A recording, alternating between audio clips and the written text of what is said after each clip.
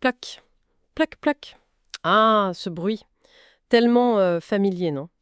Une petite fuite d'eau sur un tuyau. Hmm. Un désagrément qui peut vite devenir plus sérieux. Aujourd'hui, on va regarder un cas fréquent. Comment réparer une fuite sur une canalisation en PVC? Oui, c'est un classique.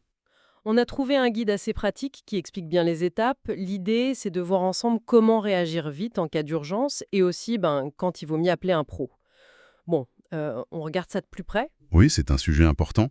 Et face à une fuite, c'est vrai que le temps compte hein, pour éviter un dégât des eaux plus grave. Ce qui est intéressant ici, c'est de voir comment le matériau lui-même, le PVC, dicte un peu la bonne approche. Ah oui, Bah oui, on répare pas du plastique rigide comme du cuivre, par exemple. C'est pas la même technique, pas les mêmes produits non plus. Couper l'eau. c'est ça, couper l'arrivée d'eau générale. Ça paraît évident, mais bon, j'imagine que ça évite de transformer la cuisine en pataugeoire en quelques minutes. Absolument, c'est le réflexe numéro un. Faut stopper l'hémorragie, comme on dit. Une fois que ça s'est fait, l'étape suivante, c'est de trouver précisément d'où ça fuit. Et c'est pas toujours simple, j'imagine. Non, pas toujours. Il faut bien regarder le tuyau, chercher un petit trou, une fissure. Parfois, c'est juste un raccord qui pose problème. Un joint un peu vieux ou le raccord lui-même qui est fondu. C'est un peu un jeu de pistes, en fait. Il faut bien observer pour trouver la source exacte. Et savoir si c'est un petit trou ou une grosse fissure. Ça change tout pour la réparation, j'imagine. C'est exactement ça. Le guide insiste là-dessus. Bien diagnostiqué. Un petit trou, on va pouvoir peut-être colmater. Une grosse fissure ou un problème sur un raccord, là, ça sera différent. Le PVC, c'est solide, mais ça peut casser net suite à un choc. Ou avec le gel parfois. D'accord. Et souvent, les points faibles, ce sont les raccords, les coudes, les T. C'est là qu'il faut être vigilant. Donc oui, savoir si ça vient du tuyau droit ou d'une connexion, c'est fondamental pour choisir la bonne méthode après. Logique. Bon, on a trouvé la fuite. Et là, le guide parle d'une étape qu'on pourrait zapper dans la précipitation, la préparation. Ah oui, crucial.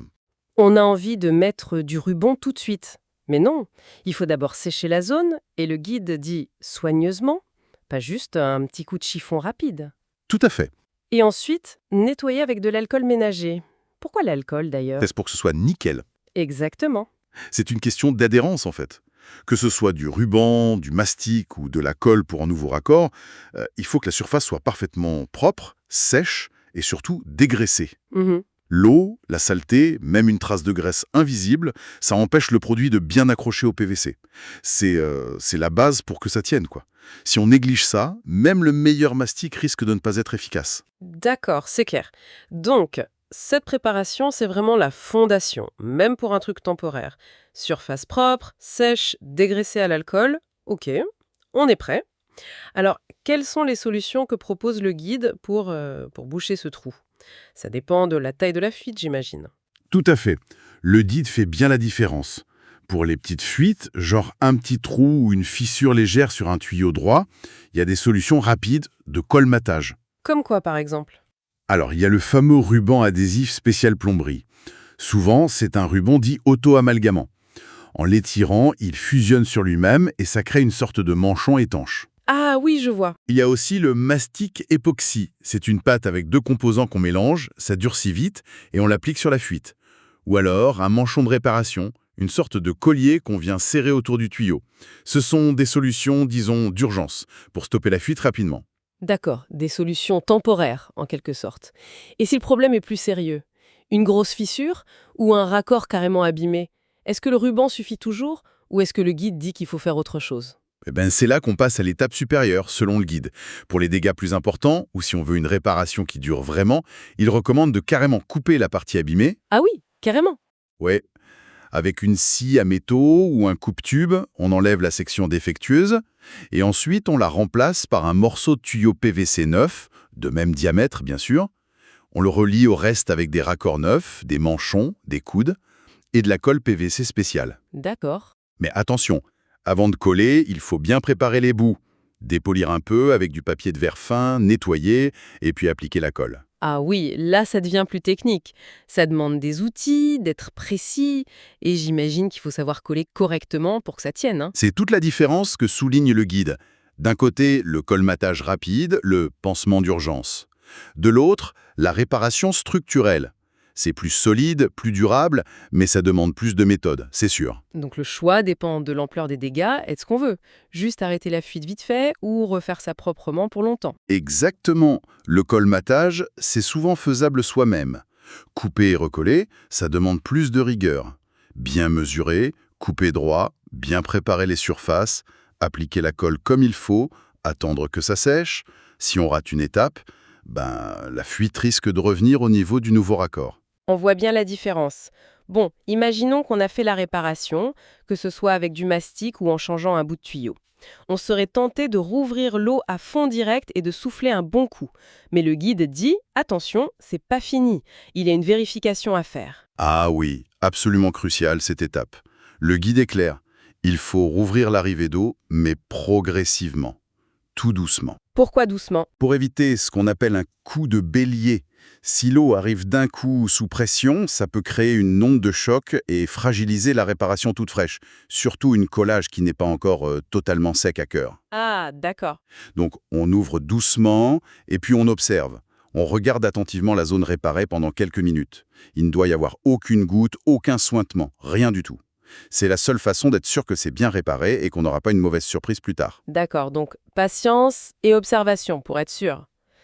Et le guide ne s'arrête pas là, il parle aussi de prévention, j'ai vu.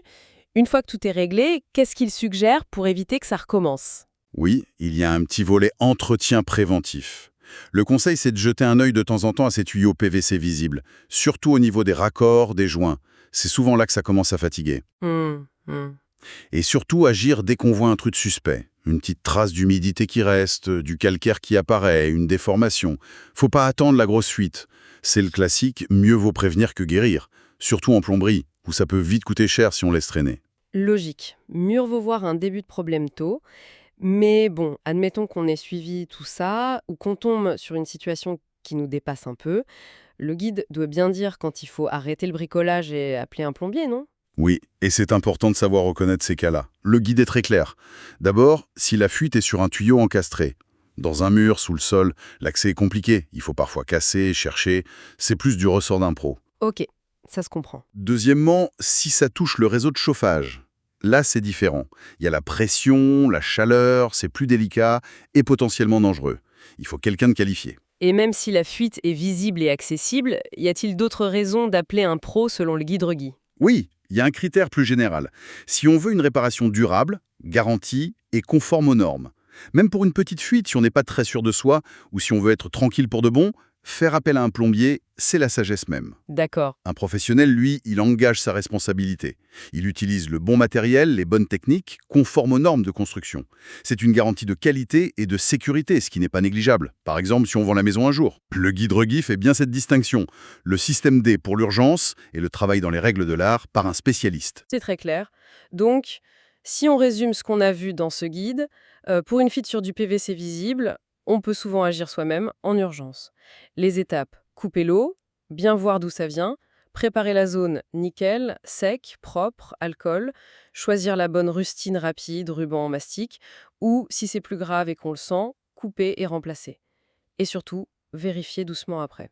C'est ça. Mais, point très important aussi, savoir passer la main tuyau caché, chauffage, ou si on veut juste être sûr que ce soit bien fait et durable, là, on appelle un plombier. Exactement. Et pour aller un tout petit peu plus loin, ce que je trouve intéressant dans ce guide, c'est cette tension entre l'action immédiate, qu'on doit parfois avoir face à l'imprévu, on réagit vite pour limiter les dégâts, et puis la vision à plus long terme pour l'entretien de nos maisons. Le guide donne des clés pour l'urgence, mais il nous rappelle aussi, en parlant de surveillance et de réparation durable, que ces réseaux de plomberie, qu'on ne voit pas souvent, sont essentiels et demandent de l'intention.